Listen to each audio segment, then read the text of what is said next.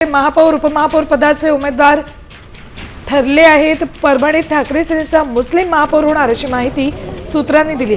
सय्यद शरफुद्दीन सिद्दीकी आणि सय्यद इक्बाल अशा दोन जणांची नावं आघाडीवर, तर उपमहापौर पदाचे काँग्रेसचे उमेदवार गणेश देशमुख असण्याची शक्यता आहे। अपडेट्स घेऊयात आमचे प्रतिनिधी विशाल शिंदे यांच्याकडून।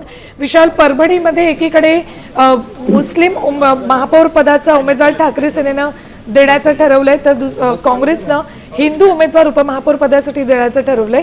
असं असलं तरी दुसरीकडे इतर घडामोडी सुद्धा वेगानं घडतात।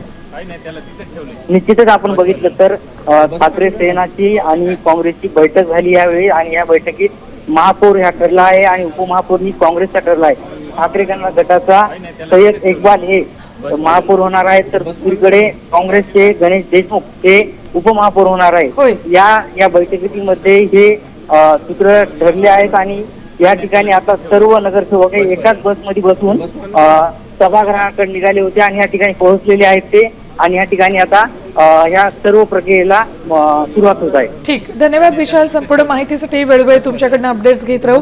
तर परभणीमध्ये आज महापौर उपमहापौर पूर्ण होणार हे ठरणार आहे, मात्र त्याआधीच परभणीत भाजपकडून सुद्धा महापौर पदाचा उमेदवार देण्याचा निर्णय घेण्यात आलाय। हो ठीक आहे।